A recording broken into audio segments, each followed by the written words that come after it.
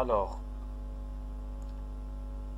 par exemple, on a réalisé les couches suivantes, sont ici, et on veut exporter notre carte pour des fins, par exemple, l'introduire dans un rapport, ou bien dans une publication, ou bien le partager sur le web, ou toutes sortes de documents. C'est l'étape de mise en page et l'exportation de la carte réalisée. Pour cela, on va utiliser le compositeur, un clic sur nouveau compositeur d'impression, on le nomme le nom de compositeur ou bien le nom de la carte. C'est carte Tarodon, carte par exemple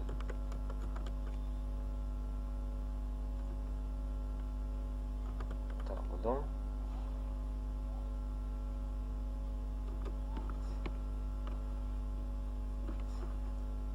Ok. Une page de traitement s'affiche, ou bien c'est l'interface graphique de compositeur. On clique sur ajouter une nouvelle carte, le curseur change d'icône. On va cliquer et glisser pour introduire la carte dans la zone sélectionnée. Et voilà, la carte s'affiche dans la zone sélectionnée. À droite, on trouve la composition, c'est-à-dire la taille de l'image, ou bien la taille de la page dans laquelle on va imprimer le travail. Sur le format A4, par défaut, on peut à chaque fois le personnaliser. Par exemple, on va le laisser A4. On peut personnaliser par exemple la hauteur et la largeur à toutefois. On laisse A4. L'orientation, portrait, paysage, c'est tout à fait normal. La résolution, on peut également intervenir pour changer la résolution, etc. etc. Ce sont les options des papiers. Pour introduire la grille, c'est-à-dire le quadrillage des coordonnées, on va vers grille, quadrillage et grille.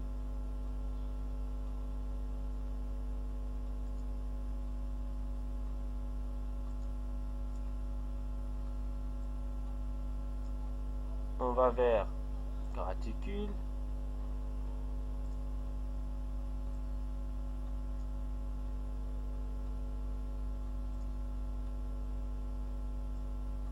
Pour modifier les options de la grille, on introduit par exemple le type, c'est le type continu.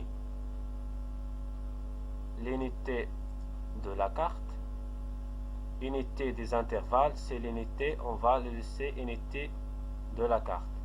On introduit les intervalles.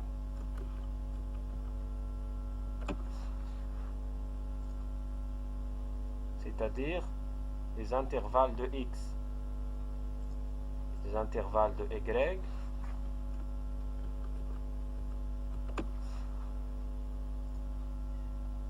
pour le quadrillage des coordonnées.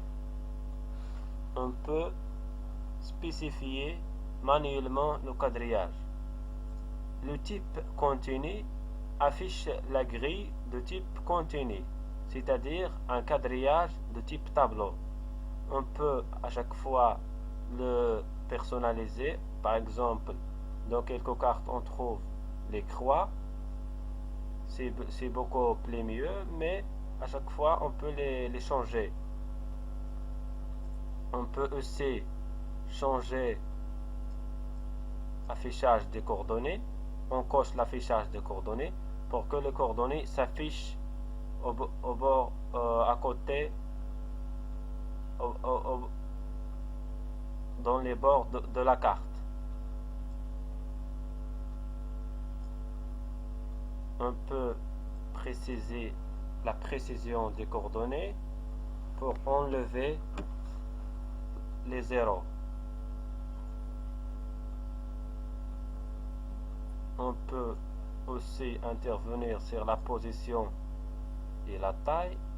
Ici, la police, on met 12 souligné, on va choisir la police, tout ça peut être réalisé.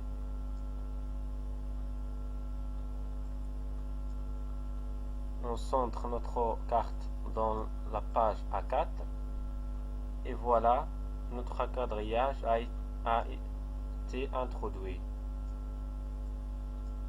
Par exemple, on veut ajouter une échelle graphique. On va vers le bouton ajouter une nouvelle échelle graphique et on clique dessus sur la zone dans laquelle on veut introduire l'échelle. Et voilà, l'échelle est introduite.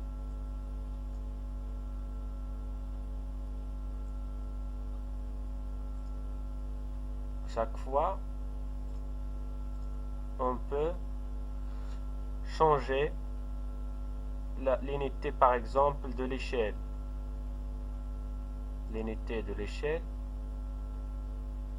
unité de la carte, échelle graphique. On peut changer la police, c'est comme le cas de quadrillage. C'est vous pour que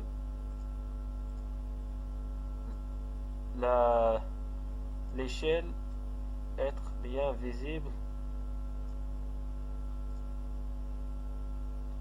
dans la partie plus bas de la carte.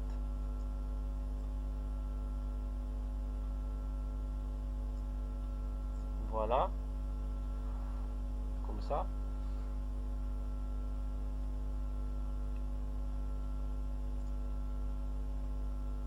Par exemple, si on veut introduire une image, maintenant on veut introduire la légende de notre carte. On va cliquer sur le bouton ajouter ici, ajouter une nouvelle légende. On va sélectionner la zone dans laquelle la légende sera affichée.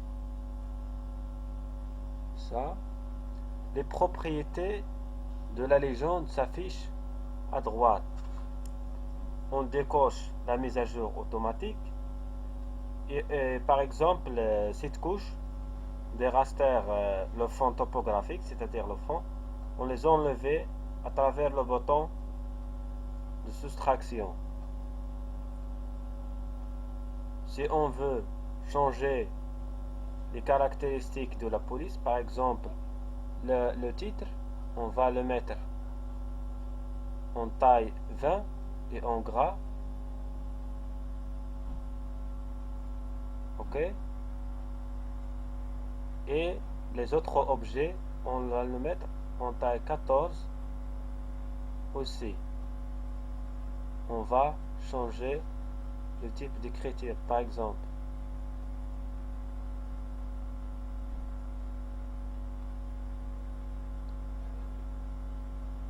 Voilà notre légende. On a fait déplacer le côté de la carte.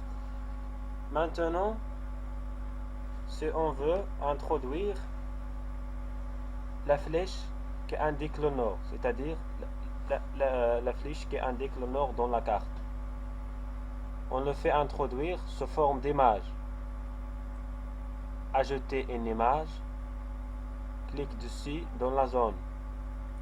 On va charger le fichier. Je le mets ici. North Arab. voilà notre fichier se charge.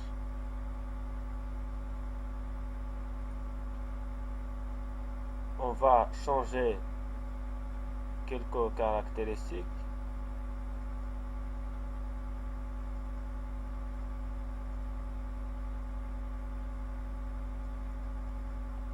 Et on va le mettre sur un fond blanc.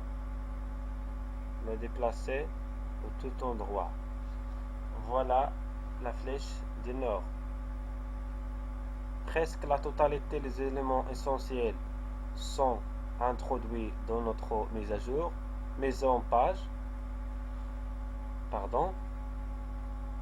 Maintenant que j'ajoute un cadre à notre carte, je sélectionne la carte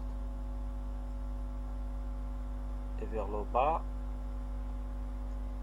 je choisis le cadre. Je peux intervenir sur l'épaisseur ou bien la couleur de cadre.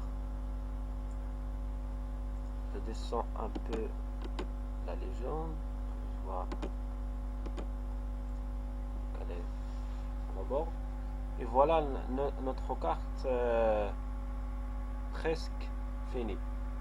On ajoute le titre par exemple, ajouter une nouvelle étiquette, et on clique sur la zone dans laquelle on veut ajouter. On ajoute par exemple le titre ici, carte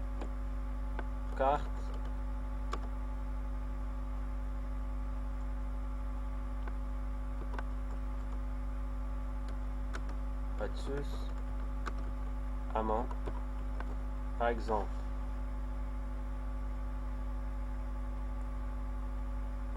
On peut changer la police également.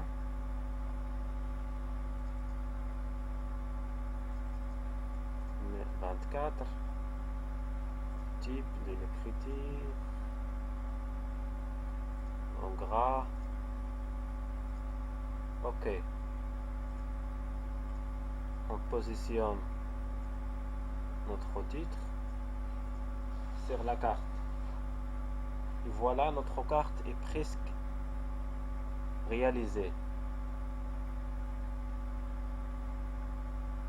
Plusieurs formes d'exportation sont fournies par QGIS.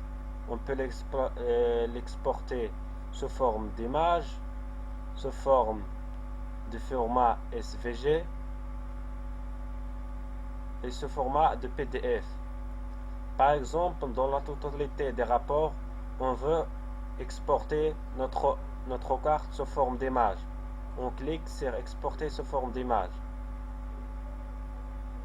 La boîte de dialogue s'affiche pour spécifier l'emplacement. On va les enregistrer dans le bureau par exemple.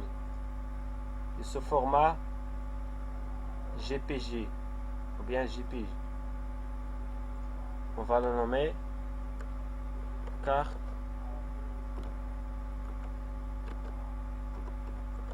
web sus amont. Enregistré.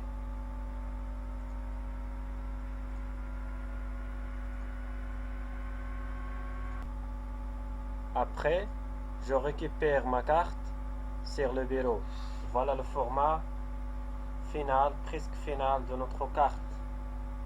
C'est une bonne résolution qui permet d'introduire cette carte dans un rapport, par exemple dans le Word ou dans un rapport de publication.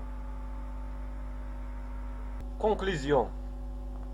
Le logiciel QuantumSys est un SIG simple à utiliser, puissant et performant, fournissant des fonctionnalités courantes et évolue de plus en plus. QGIS est distribué sous la licence GNU, GPL, General Public License, c'est-à-dire les développeurs de SIG peuvent contribuer pour développer le logiciel. pour d'autres fonctionnalités et créer des autres extensions qui permettent de faire beaucoup d'analyses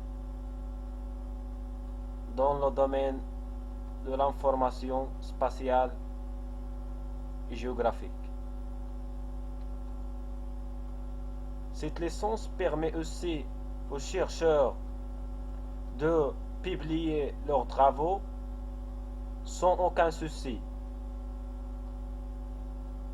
C'est une licence gratuite, ce qui n'est pas disponible dans les logiciels propriétaires, par exemple ArcGIS, MapInfo ou autres. Finalement, j'invite les collègues